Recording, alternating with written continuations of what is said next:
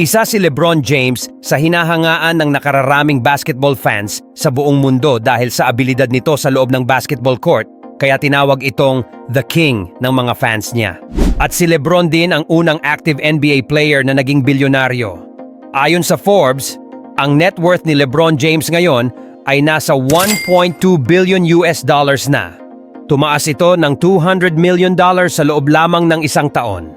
Ang kinita ni LeBron sa buong karera niya sa NBA ay nasa mahigit 479 million US dollars lang. Hindi pa bawas dyan ang tax. Sa nakaraang video ay nakwento ko na kung ano ang mga pinagdaanan ni LeBron James sa buhay bago ito nakapasok sa NBA na talaga namang napakahirap nila sa buhay.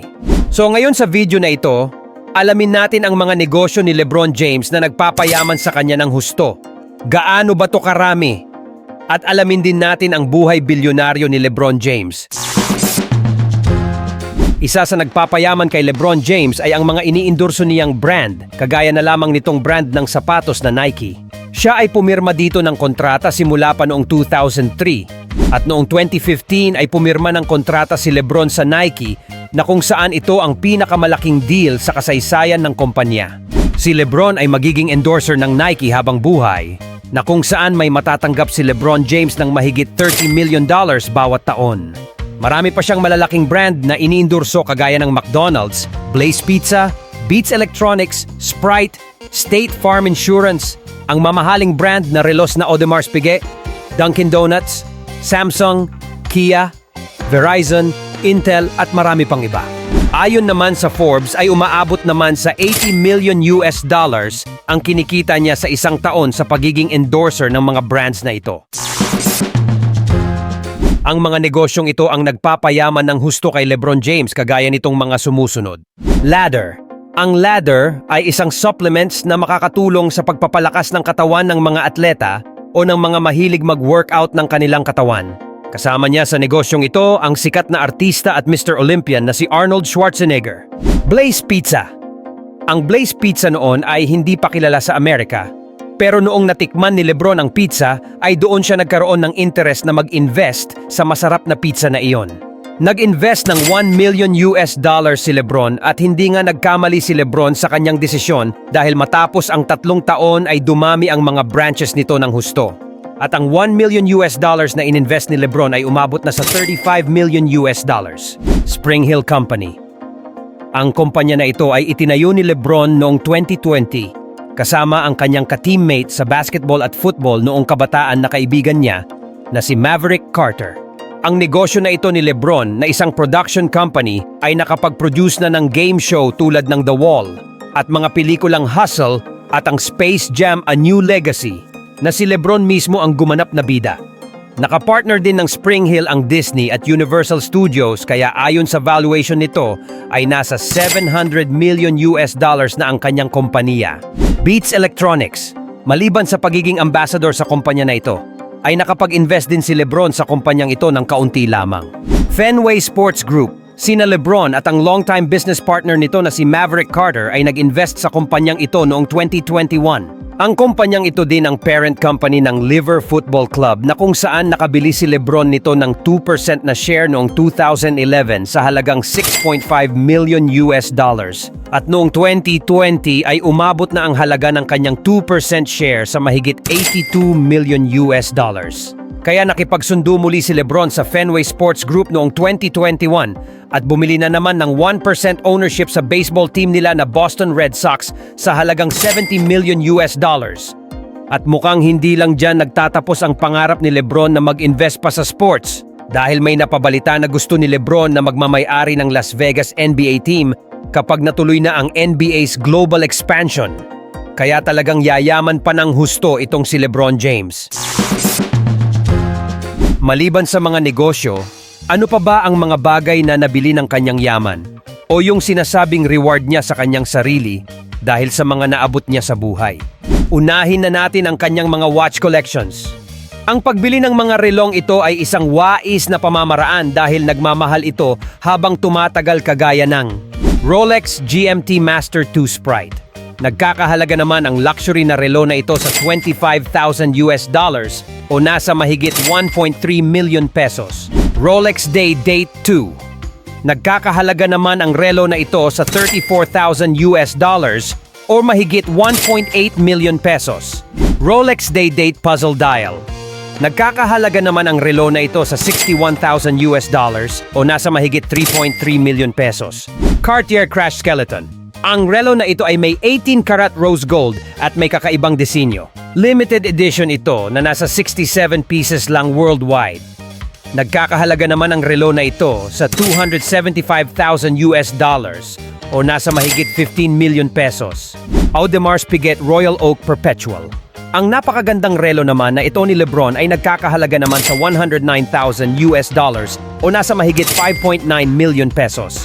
Patek Philippe Grand Complication Celestial. Nagkakahalaga naman ang napakagandang relo na ito sa $480,000 o nasa mahigit 26.4 million pesos. Audemars Piguet Royal Oak. Nagkakahalaga naman ang relo na ito sa $550,000 o nasa mahigit 30 million pesos. Royac Oak Black Panther.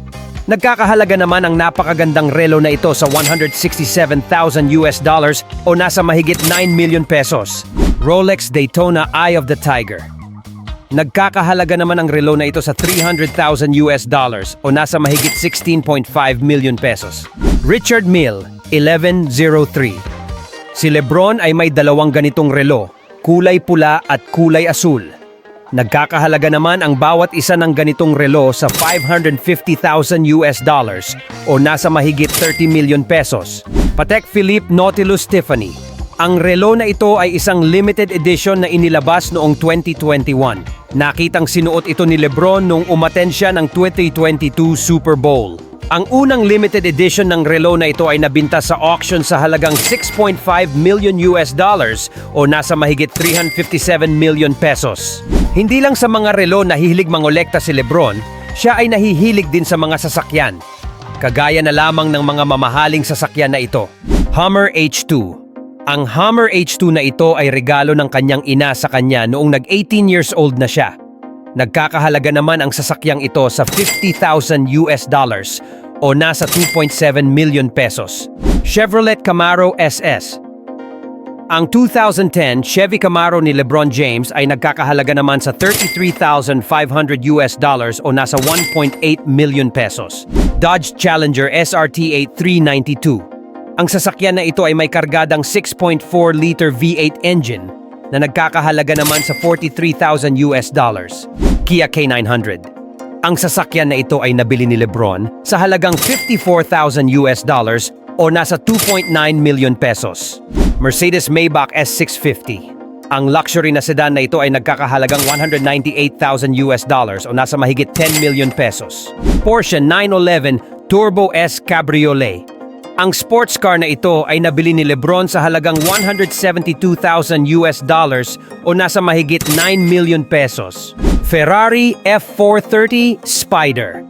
Ang sports car na ito ay nabili ni Lebron noong 2008 sa halagang $217,000 o nasa mahigit 11 million pesos.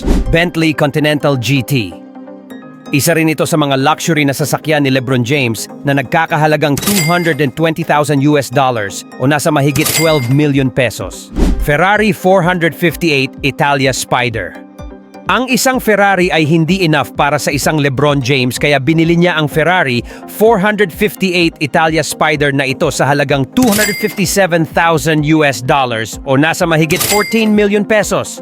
Ferrari 599 GTB Fiorano. Another Ferrari for Lebron James, binili niya ito noong nag-25 years old na siya. Nabili niya ito sa halagang $310,000 o nasa mahigit 17 million pesos. Mercedes Maybach 57S. Ang napakagandang luxury car na ito ni Lebron ay nabili niya sa halagang $417,000 o nasa mahigit 22 million pesos. Rolls-Royce Phantom. Nagkakahalaga naman ang sasakyang ito sa $505,000 o nasa mahigit 27 million pesos. Lamborghini Aventador Roadster. Ang sasakyan na ito ay combination ng luxury at performance, kaya naman hindi basta-basta ang halaga nito. Ito ay nabili ni Lebron sa halagang $670,000 o nasa mahigit 36 million pesos. Porsche 918 Spider. Ang limited edition na sports car na ito ni LeBron ay nabili niya sa halagang 1.4 million US dollars o nasa mahigit 77 million pesos. Mercedes Maybach G650 Landaulet. Ang sasakyan na ito ni LeBron ay matatawag na rare, kaya may kamahalan ito. Nagkakahalaga naman ang sasakyan na ito sa 1.8 million US dollars o nasa mahigit 99 million pesos. Kung meron siyang maraming mga sasakyan ay siguradong meron din siyang maraming mga mansion.